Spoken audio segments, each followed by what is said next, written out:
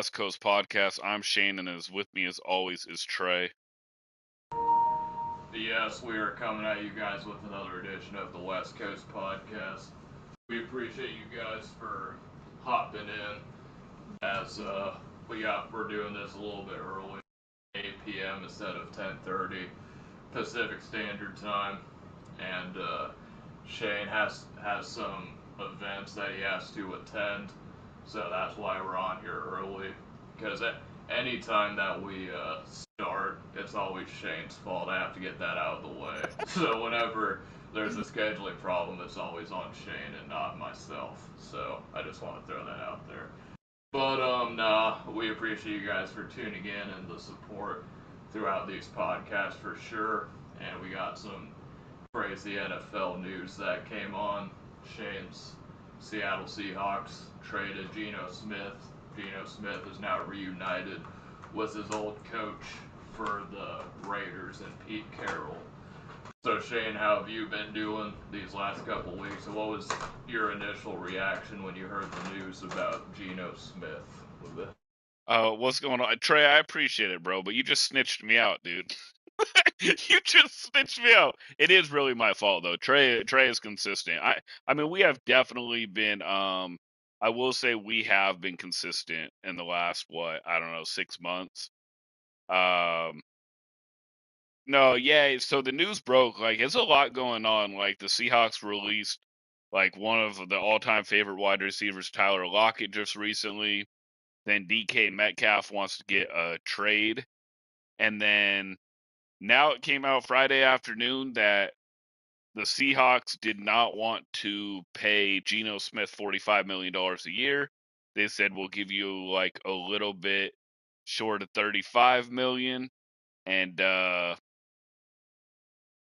basically, they're like, nah, so they traded him to Pete Carroll, and he is back with his former head coach that he did so well with.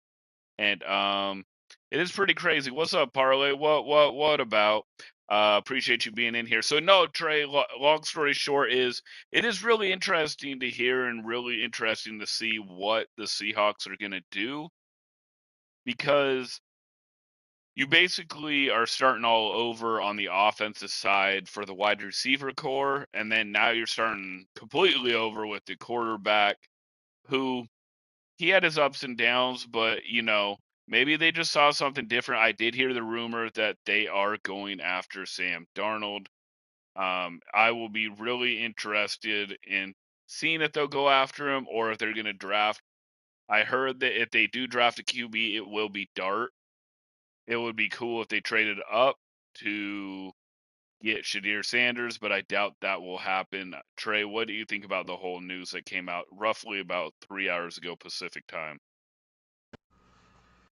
Yeah, I mean, I heard the news. I actually didn't even hear about the news until you texted me, so that shows you how far behind I am on the news. And I was pretty taken back, and what it says to me, Shane, is that it seems like you guys are kind of itching towards a rebuild at this point. Kind of seemed like last year, you guys were trying to salvage the roster that you guys had to try to make one last run. And all signs are kind of pointing to you guys are going to try to blow it up and just rebuild from the ground up. So, but I do have a trade proposal for you, Shane. So the Patriots have the number 4 overall pick. Would you trade DK Metcalf? You get the number 4 overall pick, but then the other thing that I want is I want whatever you guys are picking, like 26 or whatever pick. So would you take that trade proposal? No, I mean, nah, not really, because like, dude, DK was like 6 in touchdowns, so maybe like a number 4, and then like if you mix like another trade, but I'm not entirely sure. Like, and I agree. Like, we our good listener and our guy that like I see at times, Parlay said, yeah, the NFL is going to be messy. Yeah, Trey, it seems like it's going to be a little like dirty going on right now. But I don't know, man. Maybe actually, you know what, Trey? Maybe I would do that. Maybe I would do that, and I would get like Shadir Sanders because I think he's better. I know you love Cam Ward, but I think Shadir Sanders is going to be a better NFL player than Cam Ward. I'm sorry, I know it stings a little bit, Trey, but that's what my feeling is. Well, you would think being a WSU guy that you'd be even more of a Cam Ward guy. But I remember I asked you about him, and this is even going, last year. I asked you about Cam Ward, and even back then you said, you his decision making, I believe, is what you said to you was his biggest flaw at the moment. And Shadur Sanders is, he's a polarizing character. There's been reports out of the draft that he kind of rubbed teams the wrong way when you went to meet with them. Those are some of the reports that I've been hearing. They didn't really get too much into specifics, and it sounded like it wasn't like he went in there and was saying I don't want to play for this team. It was more so he just kind of rubbed people the wrong way. I guess maybe they thought he was overconfident, but this year's draft, it has a lot of depth from what I'm hearing, but the top end talent isn't really up to par. Obviously, you have Travis Hunter, who, in my opinion, is going to be the best player from this draft. But I don't think he's going to get to number 4 with the Patriots. If he does get to number 4, then I'm going to take him in a heartbeat. But we're probably looking at Will Campbell from LSU. I know that the arm length is a discrepancy. The whole arm length because he has short arms, so he can't play the tackle position. From what I'm hearing from people that are smarter than me, and I'm not really too sold on the Arizona receiver Ted McMillan. He didn't run at the combine, so to me that shows that he didn't want to run at the combine because he knew that he was going to run slow. All that aside, though, he is my type of receiver. Those are the type of receivers that I like. The physical, big body, can box out defenders and go make the catch, put your nuts on his chin type of wide receiver. But all that being said, I'm not too sold on him. I do like Tyler Warren out of Penn State. I would be open to drafting him. And also you have Mason Graham from Michigan, the defensive tackle, and Abdul Carter, the top tier edge rusher out of Penn State. So that's kind of what we got for the draft, and then free agency is going to start on the 10th, I believe. So we'll see what comes through that. So Shane, what have you seen from Shadur Sanders that makes you think that he would be a good fit for Seattle if you're willing to go that route at the moment? I mean, a couple things, bro. And I am sorry, dude. When you're talking about the LSU guy and you said he had tiny arms, I just pictured a T-Rex in my head and it made me laugh. I apologize to everyone out there if they heard me laugh and it wasn't about anything. I just had a visual of NFL football player with T-Rex arms trying to anyways play football. Anyways, going back on topic. No, Shadir Sanders for me, Trey. I feel like he has a good deep ball. I feel like he has good pocket presence and he can make some big plays down the stretch when you need him. I've heard about like the whole attitude thing, like it is what it is, but I feel like he's pretty clutch and I feel like he has a good enough arm and enough athleticism to make it work in the NFL, Trey. Yeah, no, for sure. And I've seen his tape. He obviously, I don't know if he's the kind of guy that can go into a system and start day one. He might be one of those quarterbacks that, you know, maybe not a year, but maybe sit behind a veteran like a Jacoby Brissett type figure or a Tyrod Taylor, like a veteran quarterback you can bring in for minimum wage and have him teach the young quarterback. That to me, I think would be the best fit for Shadur Sanders. And and I don't mind Shadur Sanders. I kind of like how he has like that kind of charisma to him. He definitely has like kind of the swagger. to him that kind of rubs people the wrong way. So does that kind of play a factor in it, Shane? Do you look at a guy like Shadur Sanders? He's worked with Tom Brady in the past, but do you like quarterbacks that kind of have a little bit of an edge to them, a little bit of flavor? Like, he can go into a huddle and say, "All right, guys, this is what we're gonna do. I'm gonna lead us to victory." Or does that kind of rub you the wrong way in that? No, that's a really good question, Trey. For me, I do like it. I do like players that have a chip on their shoulder. I do like it that players want to prove people wrong, but at the same time, they need to be leaders. They need to be able to work with their locker room. I don't want to have a player if they're just struggling and they don't know what to do and they're freaking out and they're fracturing the locker room. No, I don't want that. I don't want that type of player. I literally just want a player who can handle stuff and have that chip on the shoulder, like I said, Trey, and want to prove his opponents and his critics wrong, all while at the same time leading his team and the locker room in a positive way. Yeah, no doubt. So when you look at Geno Smith, obviously he played with you guys for some years, and and I want to ask you like when you got him because he was drafted by the Jets, he got on the Seahawks.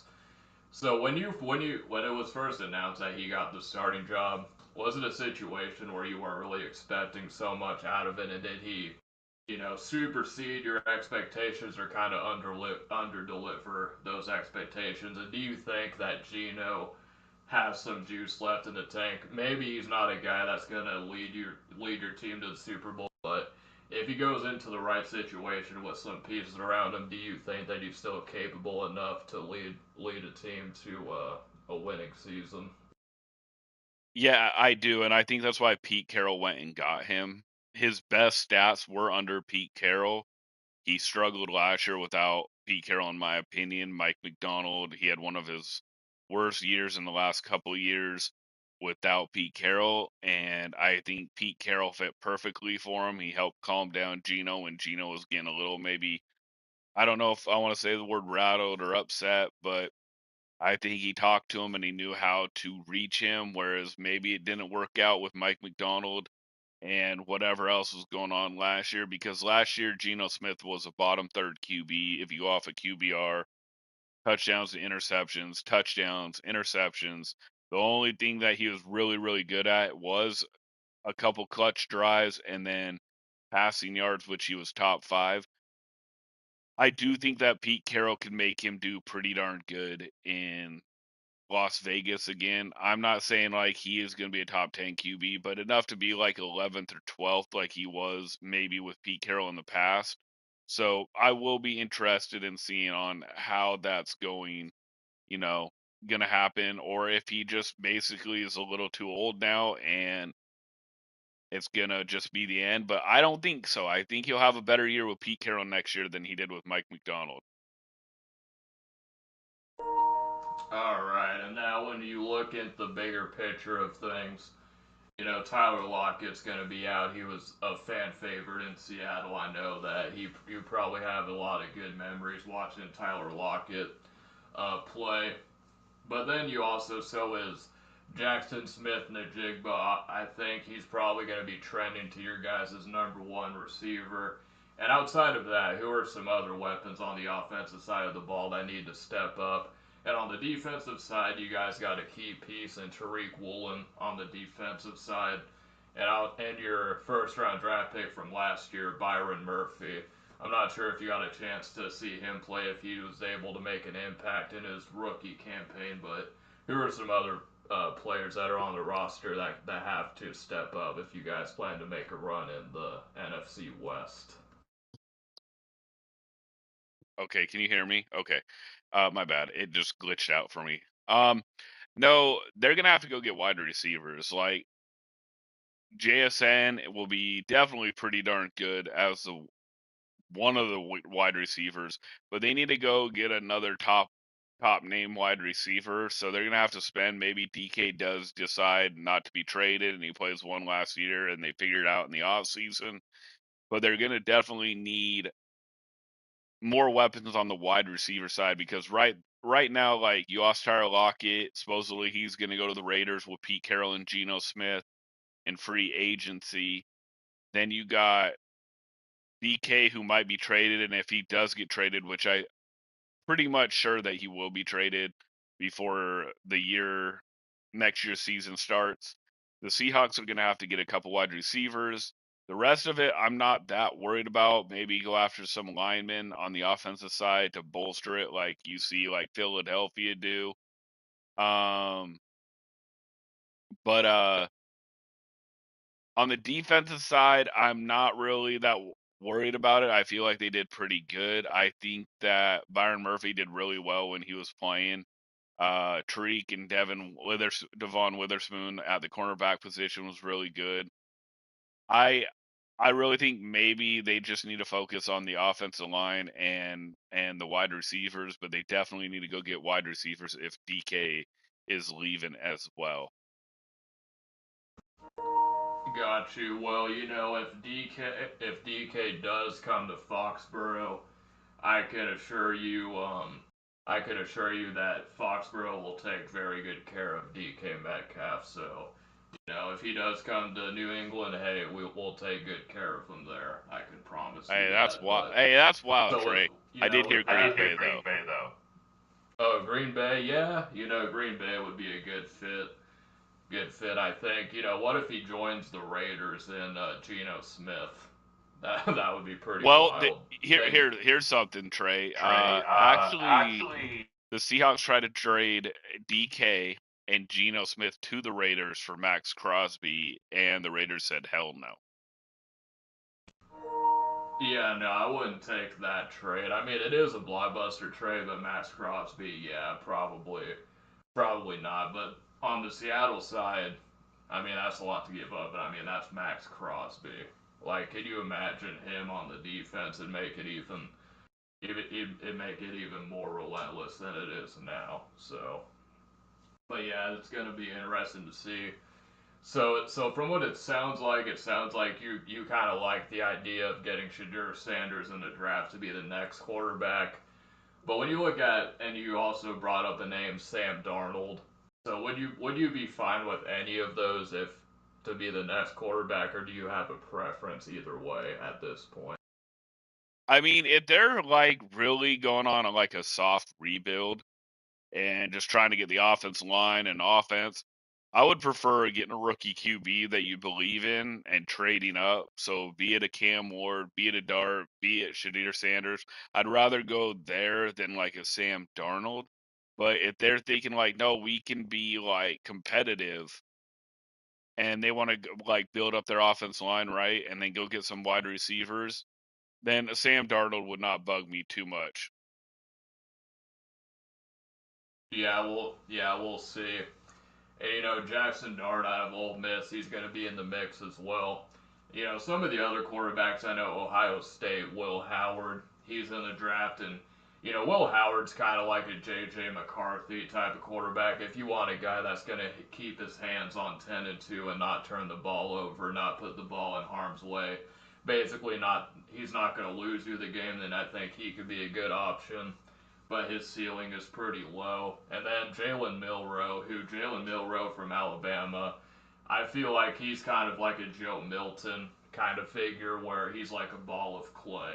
Like he can throw, he has the raw abilities, but it's going to take some time for him to develop to be kind of the next guy. So we'll see. But in terms of the draft, I think this might be probably the one of the worser. Probably not the one draft when Kenny Pickett was the quarterback a few years ago, but what they're saying is that this draft class is pretty mediocre when it comes to quarterbacks. So we will see how that all goes. But Shane, shift in sports because I know that we're getting into some spring training, I believe, and I know you're a big Seattle Mariners guy, so I want to pass it on to you. So what are the expectations for the Mariners right now? Do you think they can make a run at the World Series, and what's your take on where they're at this point?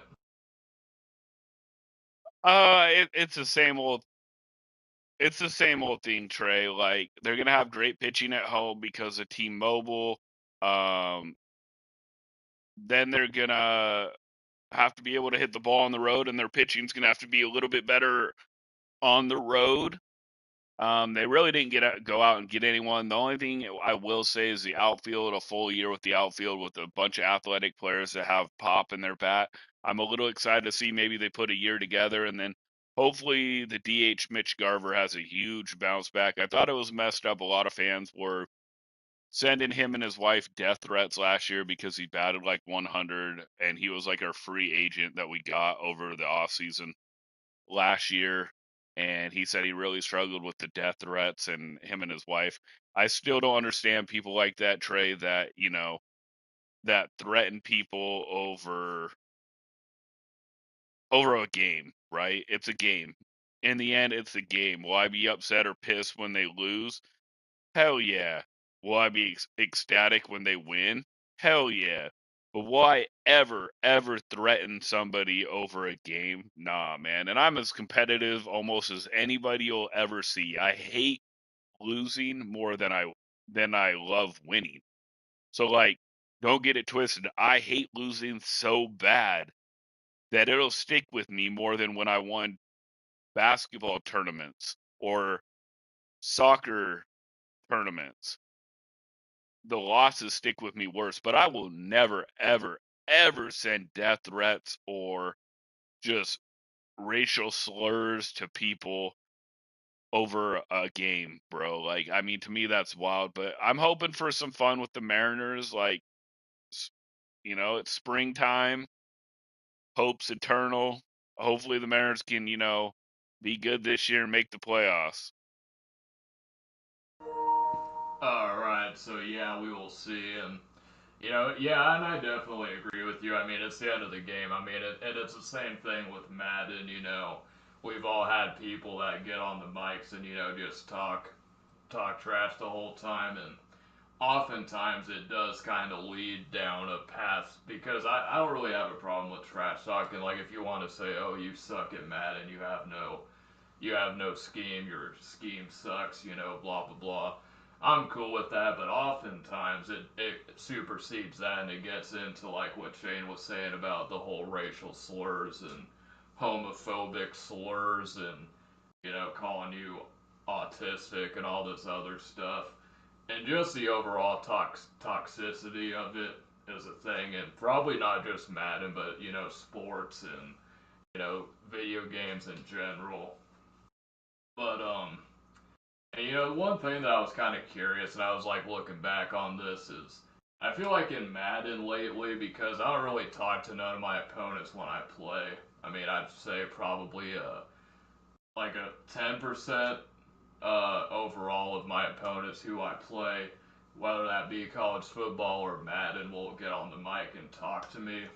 But I feel like when people message me after the game to talk trash, it's almost always whenever they win. Like very rarely have I had a situation to where I would win and then they would message me, saying, "Oh, I got cheated, this and that," and I kind of find that interesting to me. So Shane, would you say that when people message you after the game, have you experienced the same thing? Like they only message you if they win, or is it kind of 50-50 to where like if you beat them, but then they'll still message you after and say you suck, even though you beat them? That's really good question again, or yeah, good question by you asking me. Trey, to be honest, yeah, it's never positive, bro. It is never ever positive. I would count maybe on my 10 fingers positive, like they write me after they lost saying good game, bro, you were hell. It's usually they start trash talking. Sometimes they come around and are like, yeah, man, I was just mad, you were really good. But a lot of times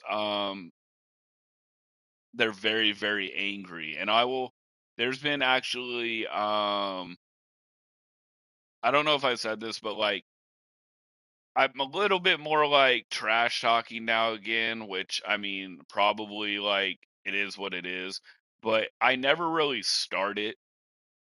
So like I'll be playing a guy and like I'll see the microphone start moving, right? So I'll be like, okay, cool. And I'll be like, yo, what's up?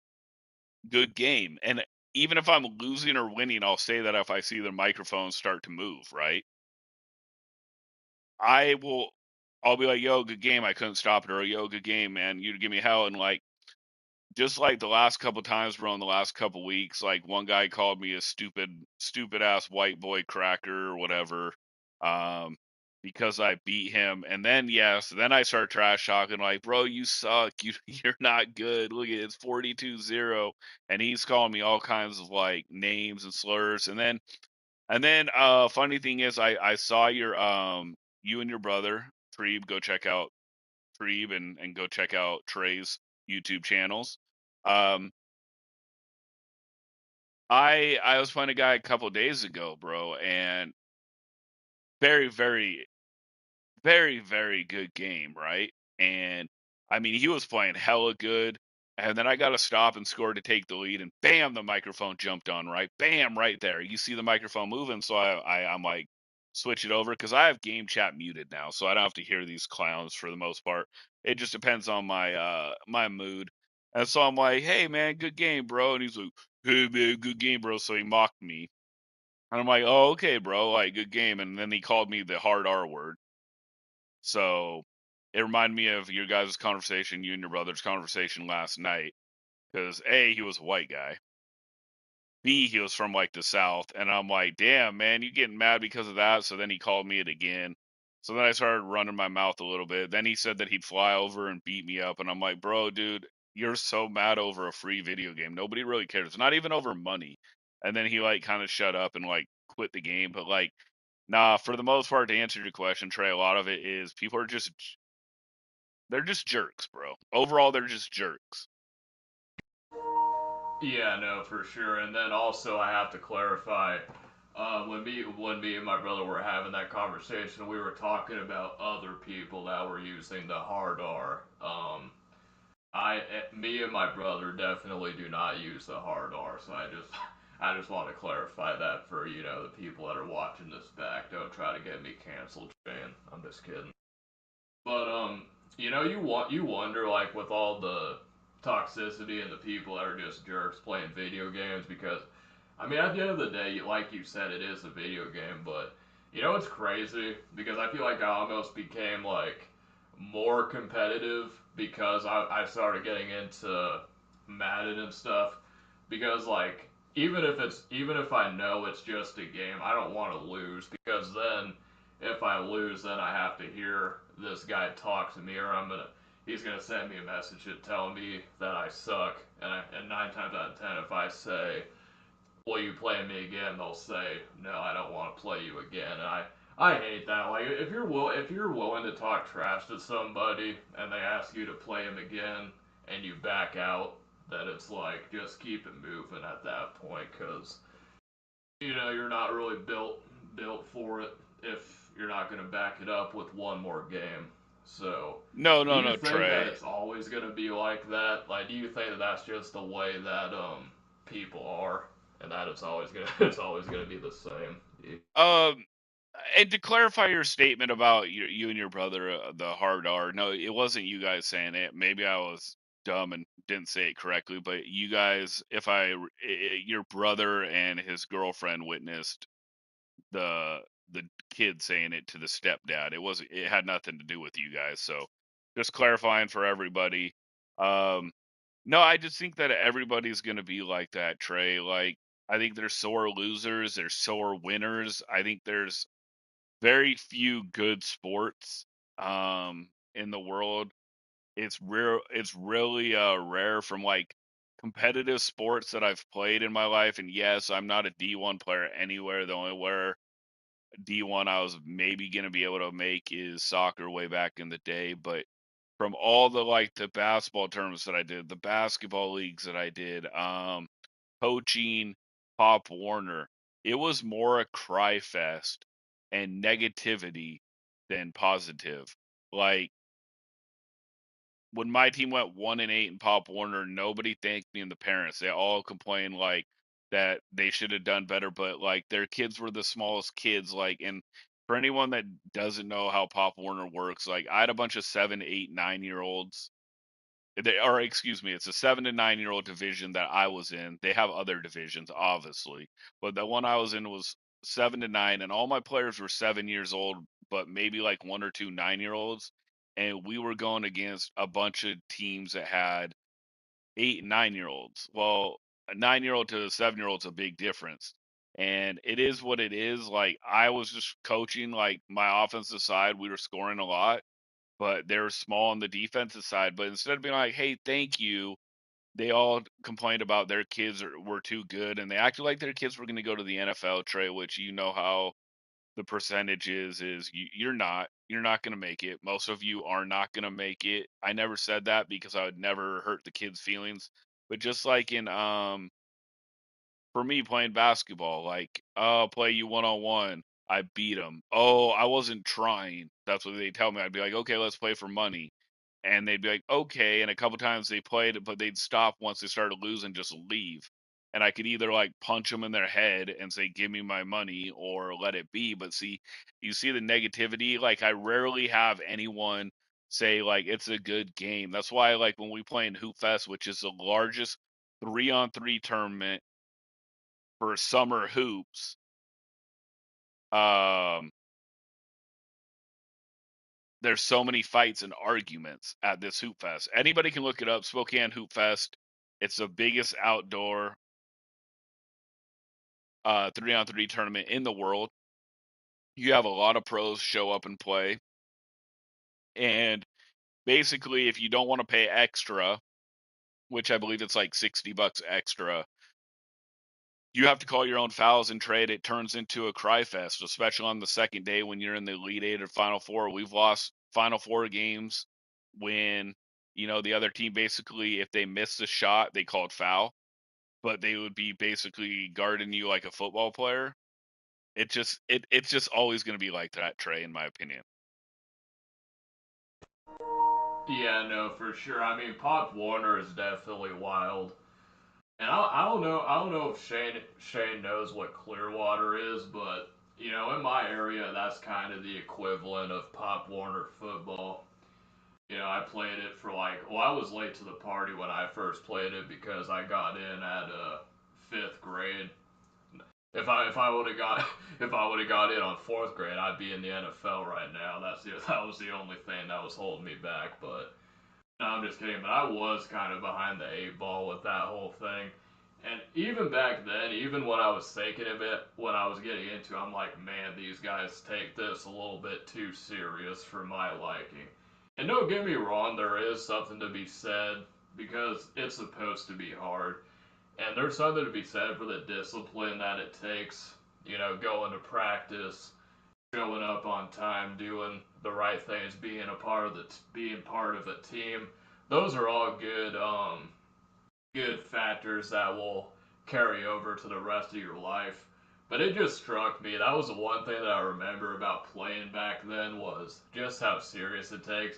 And I started playing in like junior high, and even junior high and high school. I mean, it was kind of serious. Like people were still taking it seriously, but nowhere near the amount of serious that they were taking it in like Clearwater slash Pop Warner.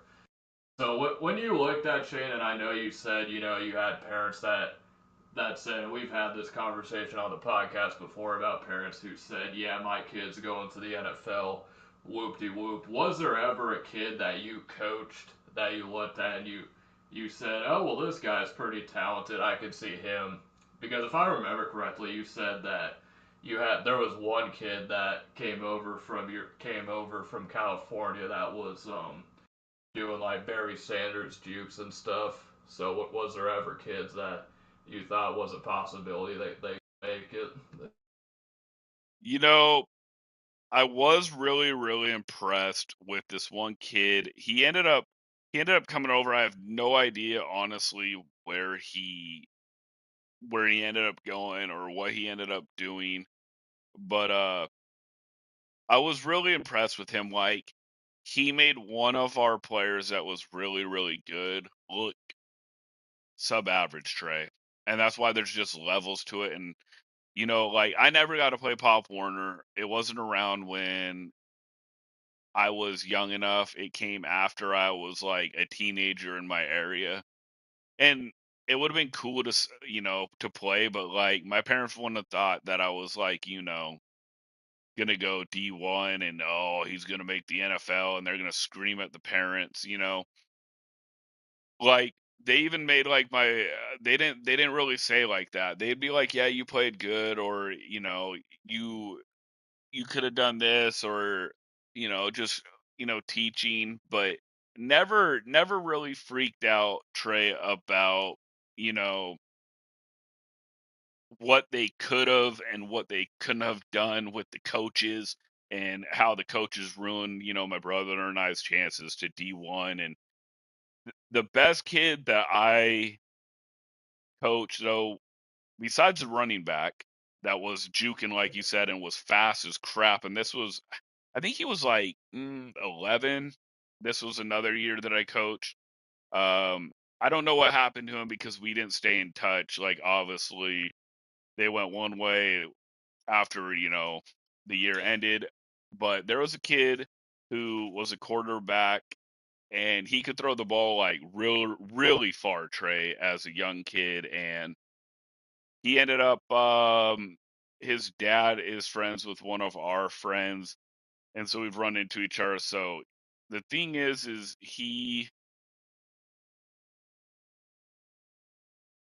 sorry, he had some offers to play college football. I don't know what ended up happening with that, but he had a couple offers to play college football in high school.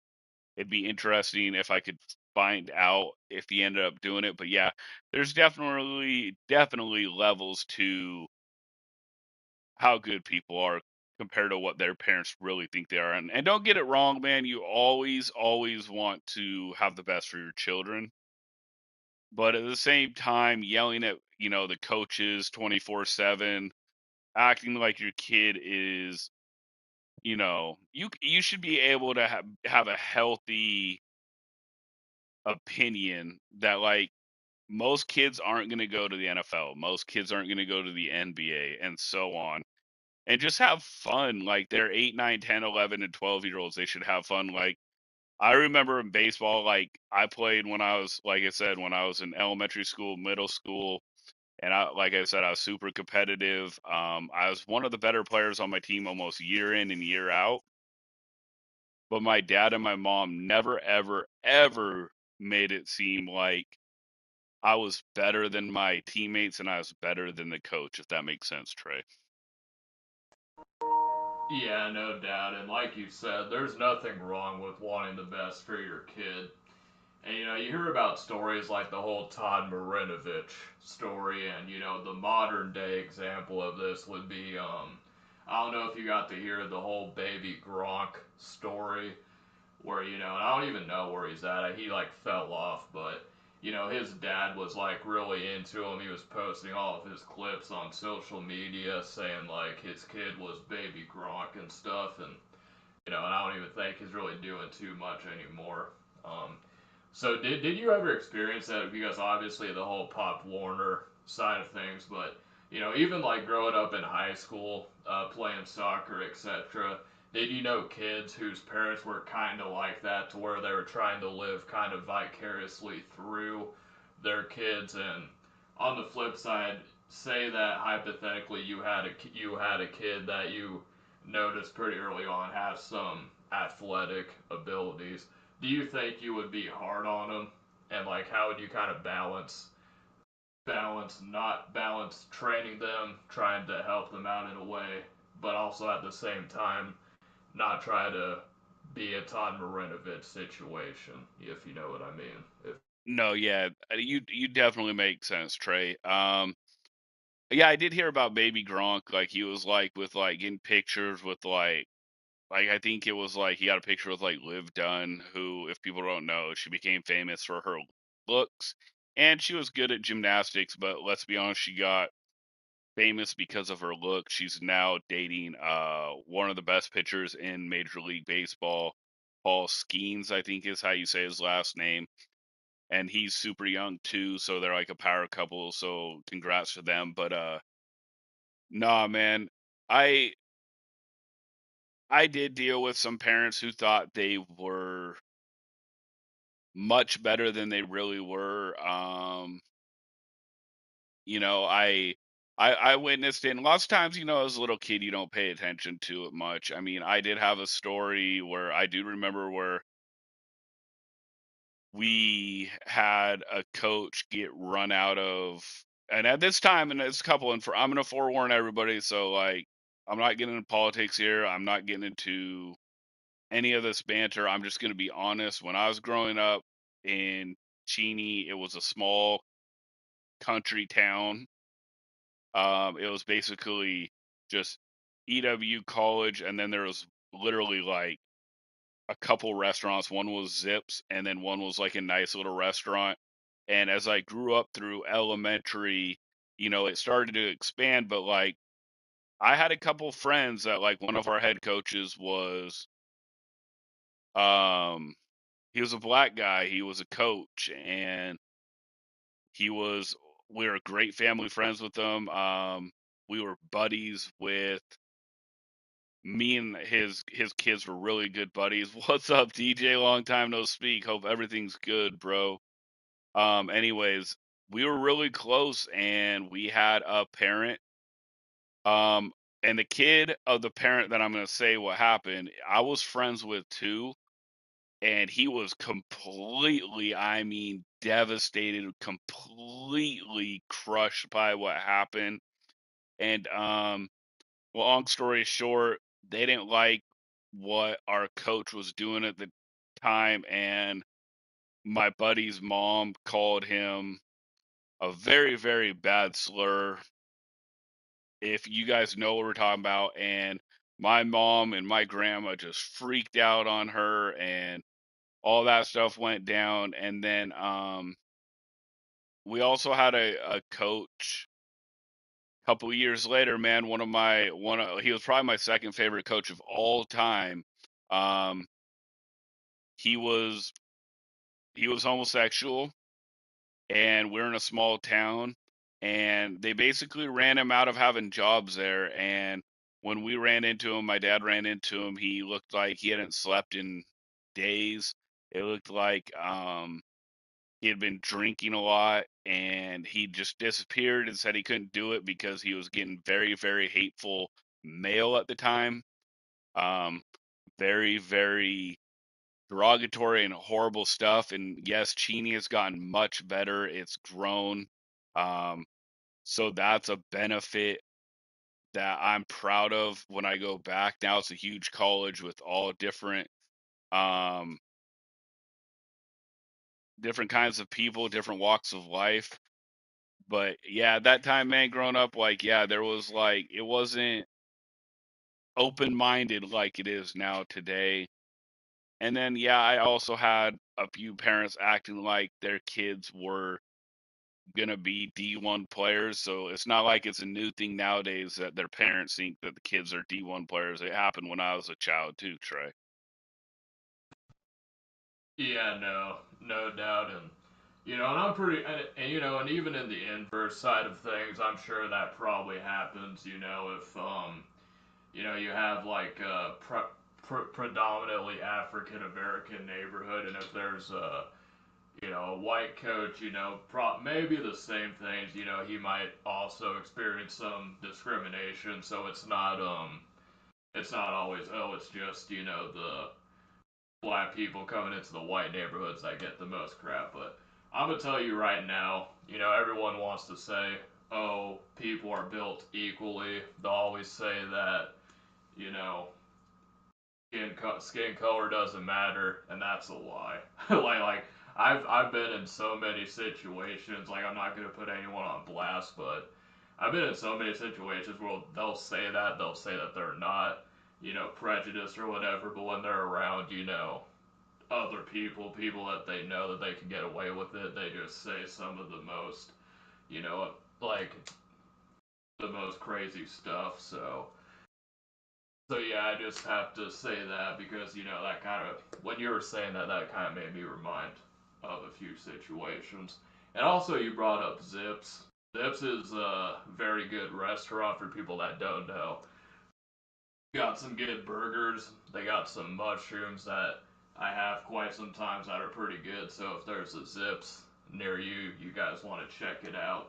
Um, but yeah, so would you say, Shane, you like you said, you grew up in kind of like a rural part of the country, rural, not too many people. I don't know if there was farming when you were around, if that was something that you were also exposed to. Now, would you say, because now obviously it's a lot different now, uh, you know, the city that you live in is probably like six figures people that live there now. So would you say that you like the city aspect now that you're living, or if you could go back, do you prefer the more rural aspect as before? Um, definitely trade just to like, and I know it's uncomfortable topic for a lot of people, and like a lot of times I just avoid it. Honestly, yeah, it happens on certain things, man. Uh, at the time, I think Cheney only had a couple thousand people in it when I was growing up in it, and so it's not that much. And it was a farming town. It was a lot of cowboys. It was a lot about farmers, like bull riding, getting on horses. And my family was kind of abnormal. We were like more sporty, and open-minded. My mom was definitely very, very open-minded. And then, obviously I moved out. When I moved out of my parents' house, I'm in a city that has, six figures and it's just all walks of life, which is cool as hell to me. But when I go back to Cheney now, I mean, I think there's like, I think last time I checked, it was like 15,000, maybe 20, maybe more, man. I don't know. It's much bigger, but it's still much smaller. So it's like, yeah, I think it's like 10 to 15,000 actually. But it is definitely different. There is more variety, if that's a word. Like people doing different stuff. You see more people playing basketball, football, soccer. You see people making music that's just not country music. They could be R&B, it could be pop, it could be hard rock. And it was I'm gonna be honest. It was kind of a racist town when I was there.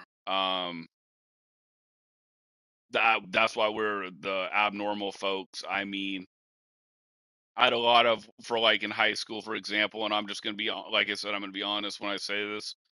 Um, we had a lot of cowboys in my high school that were very racist to my friend group. They used to call us the United Nations, and I mean, because I was friends with everyone who was cool, man. Like I was friends with Russians, Hispanics, Asians, black people, white people, like, but they were uncomfortable. Like I'm just gonna be honest, they were uncomfortable in high school. A lot of those cowboys were very, very uncomfortable, Trey. Hopefully they're more open-minded now as a high school in Cheney. I'm sure they are because, like I said, there's way more variety of people that you can hang out with. It's still probably a little small minded, but yeah, it was I do kind of miss the slowness of it. Like I'm not like a very fast person. Like I don't really like fast paced stuff. I more prefer like the slow paced stuff. Like when I went to visit my grandpa in Montana, I was way back in the day. Obviously, he's no longer alive. Was a great Swedish man. He We went and visited him in Montana. It was like his last basically real year of life, and we went into a small little cafeteria restaurant, in Montana, and bro, it was the best breakfast to this day. It was the best breakfast that I've ever had. I wish that I could remember it. It was just like a small cowboy city restaurant. Walk in, it was all slow pace. People moved at a slow pace, but the food for the price, you got like gobs full. And man, when I say I love to eat, I love to eat. I mean, I eat a little bit less nowadays because I don't probably just age. But when I was young, I could like house food, and I was full from that place. So that was a real cool experience. It's probably the best lightning storm that I've ever seen in my life as well. It was a bunch of green lightning overlooking the mountains. My dad and I stood outside the hotel room watching it. So yeah, it was a lot of cool memories going back to Montana for my grandpa Willie's last year on this earth. Hell yeah, rest in peace to Grandpa Willie for sure. And Shane, I know you live in a city now, but like you said, and even the city that I live in, because for those of you that don't know, Shane and I actually live 2 hours away from each other. But the crazy thing about that is we didn't cross paths until we met each other online on Gamer Salute back in the day. And when I first met him, it was love at first sight, and we've been together ever since. So that's kind of how that all happened. And but yeah, so Shane, the city that you live in, I'm gonna say that even though you guys have all the fancy like the bells and whistles to your city, I'm gonna say that your city is still kind of like mine, to where you guys got some white trash in that area. I don't know if I would say you are. I would say that I am. Like, I would say that I'm definitely kind of like that, but at the same time, I'm not like a Donald Trump, bootlicker or anything like that. So that's kind of how I classify myself. But, living in a city where you have, six-figure people, obviously it's a lot fast. You got to deal with traffic and all the problems that associate with having more people. More people equals more problems. So with that, do you think, like, when you go on vacations, do you even have to go anywhere? Like, I guess, Seattle would probably be the next big city that's kind of near you guys. Or is it a situation where it's like, pretty much anything you want to do, you don't really have to go that far if you're in Spokane to go to, you know what I mean? So I just checked it up to just to verify if my memory is right, and it says they have about 13,000 right now in Cheney, Washington. So yeah, it was maybe like less than 2,000 when I was in elementary school. So it definitely expanded. Like you said, Trey, I miss the small town speed, not the small town closed mindedness. And I'm talking about for anyone. I'm not talking about just one race, one religion. I'm talking about everyone. Like when we went to Seattle, like my brother and I, and we went to the bar, and it was like 12 in the morning. We're in Seattle, bro, and we went out there, and we're hanging out with different walks of life, different people from different countries, having a blast, man. Just having a blast, and I think people need to get out a little bit more to expand, like just life's what life gives you. I think that if you just stay in a small town forever, it's gonna warp your views a little bit. Um, but no, man, we go to Coeur d'Alene in Idaho, Trey. I know you heard of Coeur d'Alene, obviously. We go swim there. We go walk the beach. We have cool vibes there. Um, basically, I've traveled enough on the West Coast where I've seen enough. I used to hate Seattle though when I was a teenager because I'd be stuck in traffic forever. Now it doesn't bug me. A bunch of people don't bug me. Like I'm not gonna lie, when I was like in elementary school and middle school, I like when we went to Seattle, there's tons of people. I just couldn't stand how many people there was. And looking back on it, it's probably because You know, I came from a small city, right? Like we'd be stuck in traffic for an hour, barely moving, and then we'd get out and there'd be Pike Street where it'd be, packed to the gills. And I probably just wasn't used to it. But now as I've gotten older, I love it, man. One of my favorite places, I'm having I'm drawing a blank, so I apologize. I went down to California and the I can't remember what it's called. It's by Malibu. But it was one of the coolest places to vibe. They had a carnival going. It would just, if you just allow yourself to have fun, because I'm not even talking about like if people that know me know that I'm not very like fast paced and I don't want to always go do stuff 24/7. It's just not me. That's why I have the small town vibes where like the movement, right? I love the movement, but I like hanging out with people from all different walks of life.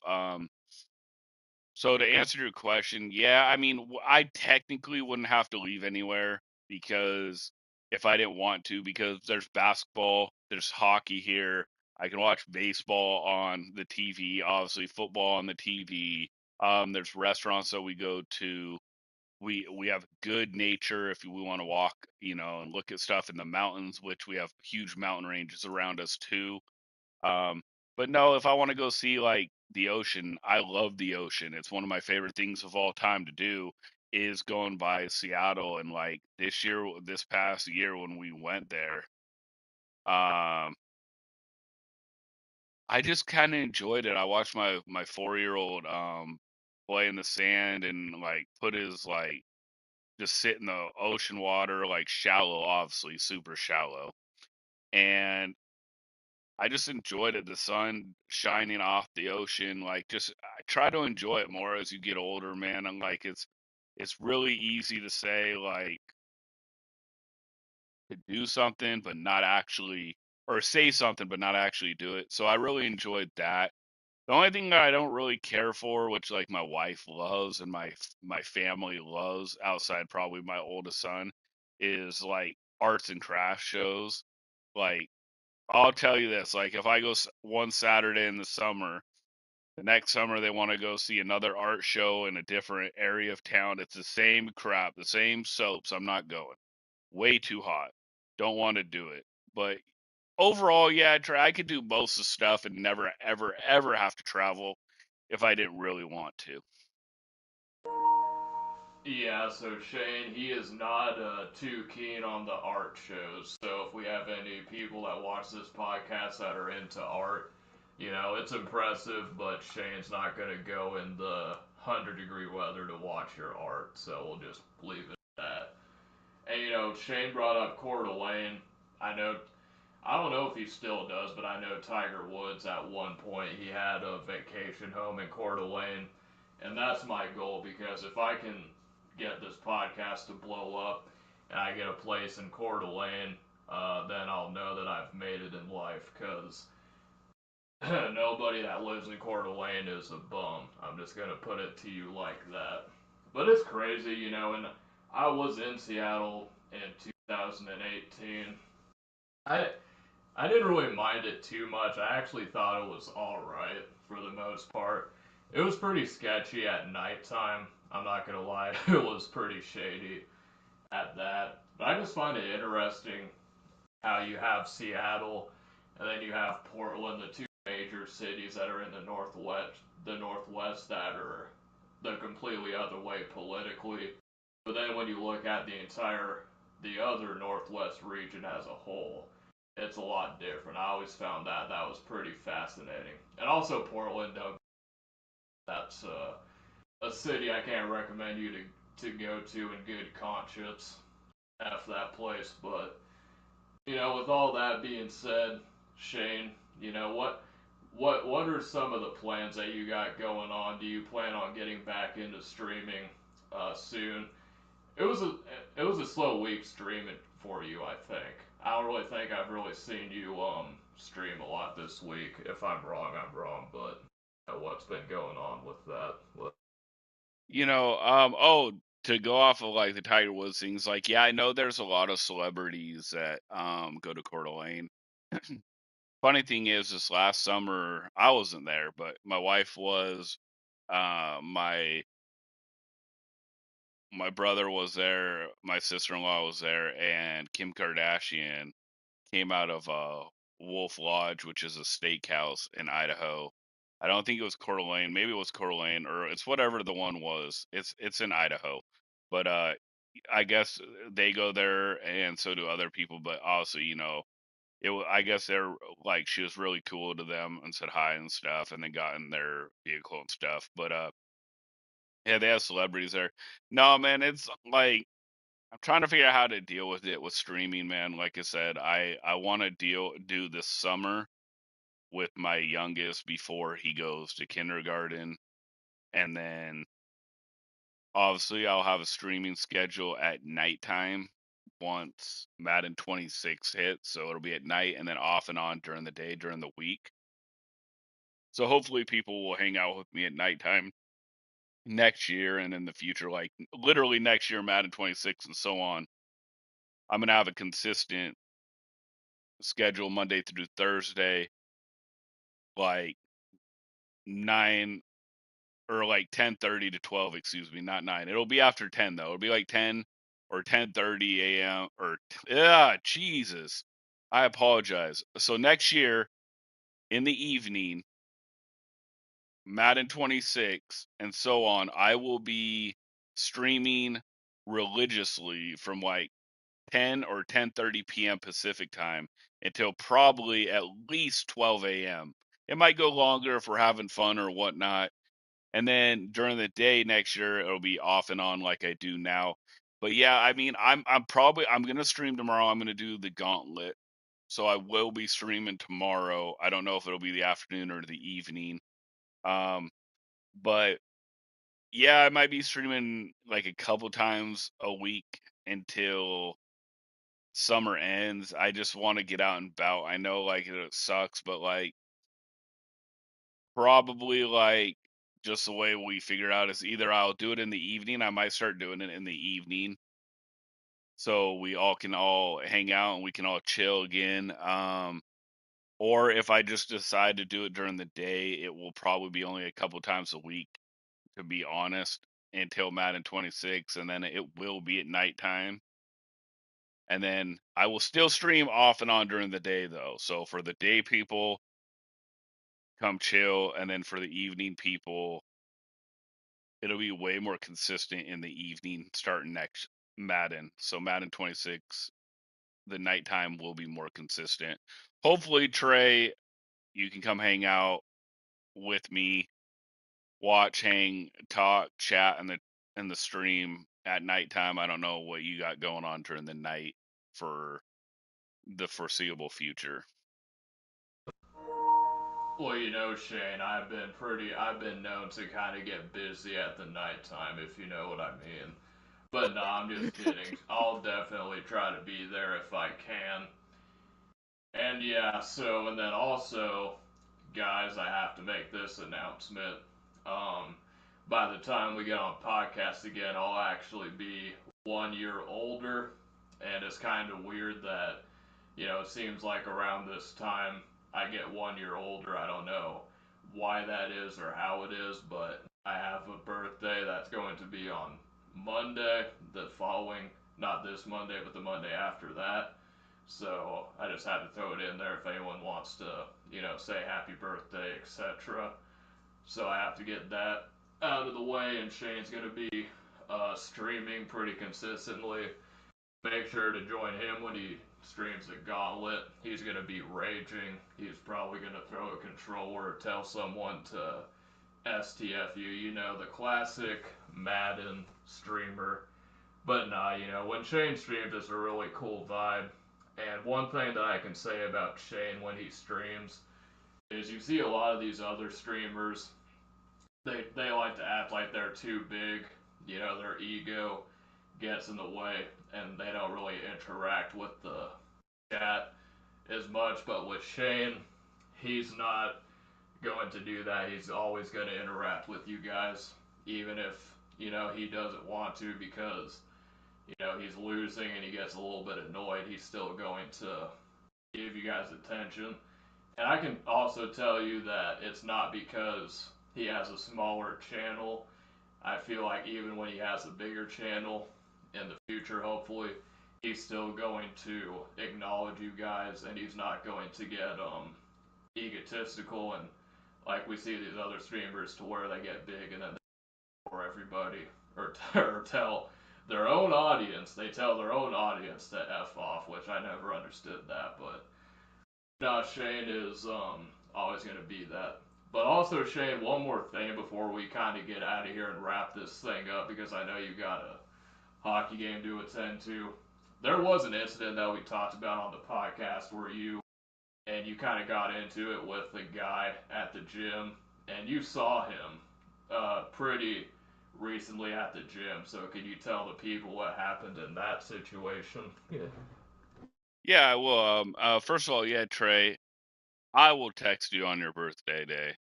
But yeah, so happy early birthday on the podcast stream, Trey. And it's funny because your birthday happens, and then the next day, my youngest has their birthday on March 18th. So it's funny you guys are back to back. Yeah, I mean, I saw him. Actually, you know what? Which one was it, Trey? Because is this the one where he didn't look at me?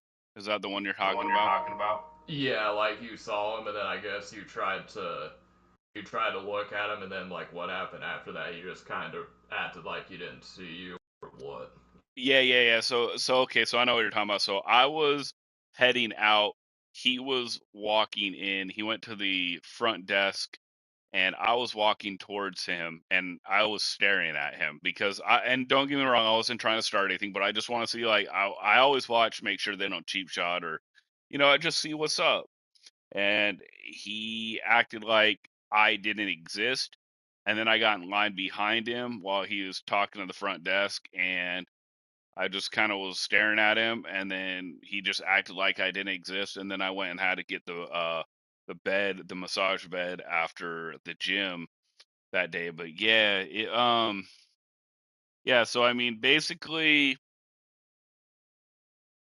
the bully kind of got bullied. That guy kind of got bullied back, and I mean, he definitely uses his size, like you said, Trey, to his advantage, and how he's very aggressive. I'll say that he's very aggressive acting. So hopefully, maybe he learned Maybe his he learned. lesson. I'm not sure, but yeah, it definitely Definitely. was funny. Yeah, no doubt. I mean, it's crazy how that works out, right? Like, you have this whole altercation, and, the guy, he could have picked any other gym to go to after that, and, lo and behold, you run into him, like, a few days later. It's funny how that works out. If you did see him, like, hypothetically, if you seen him and then he, like, walked up to you and, like, shook your hand and tried to say, yo, I'm sorry about what happened. I was having a bad day the other day, and I just wanted to apologize and put it behind us. If you were to do that, like, what would your reaction be to that? Oh man, with ease I'd accept it. I don't hold grudges. I'm very dude, like, especially like I said, when you play sports, and some of the talk is wild, like, right, and like tell you like you suck at basketball, you're garbage, you're trash, you're a slow player, you're this, you're that. It can get heated, trash talk back, but after the game, dap up and move on. A lot of people get really well, not a lot of people. Some people get butthurt and take it personal, but nah, man, I don't hold grudges. Like, it's not like he went and knocked out my mom, or he went and knocked me out, and then he wanted to, like, even if I probably got in a fist fight with him, and a month later he came up and was like, "Yo, man, I'm sorry, that was dumb as hell. Can we move past it?" I still would. I would move past it. Like, I don't really hold grudges. The only way I'd ever hold a grudge is if you did something to my kids, or you know, or did something really devious. I'll say that, really inappropriate. Yeah. Yeah, no doubt. And I don't know why that is. I mean, I guess it's just human nature, but even if deep down people mess up and they make mistakes, I feel like a lot of times they're not even willing to own up to it and say, yeah, that was dumb. I shouldn't have done that. Instead, they'll try to figure out a way to justify their actions, and they'll say, oh, it's because of this, it's because of that, and they'll do pretty much anything except say that, yeah, it was my bad. It won't happen again, and I'm sorry. But to me, like, apologizing shouldn't be looked at as a soft thing, because if you're able to say that it was my fault, then I think that shows more actually about the kind of person you are versus if you just don't want to own up to it. And like the guy did at Shane, the whole Shane situation in the gym. He probably should have at least apologized to him, but instead he just kind of walked off. So I mean, I guess it is what it is. But on that note, Shane, we've been on here for a solid hour. We went a little bit over. I know you got a hockey game to go to, and we've had a few peeps. We had a few homies pop through in chat, so we appreciate you guys for coming through. And if anyone else is listening to us live, or if people are going to listen to us on the back end, we appreciate you guys. If there's any topics that you guys want us to talk about, to touch on, it can be football related, sports related, matter related, pretty much anything else. It doesn't matter. Just let us know. Shout out to Rose. I know it. If Rose isn't in your stream, Shane, she has something going on, because she's always in here. So hopefully Rose is doing good wherever she's at. And on that note, I'll pass it over to Shane to close us off. We will be coming at you guys not next Friday, but the Friday after that at 10:30 p.m. Pacific time. If everything goes according to plan, Shane don't mess us up, and I'll throw it back to Shane to close us out. Oh man, hey, I appreciate it, Trey. You make me laugh, bro. You funny. No, definitely with Rose. If Rose not here, something's up. You got, AJ Beast. He's a lurker most of the time. You got Soul Crusher who plays us back and lurks.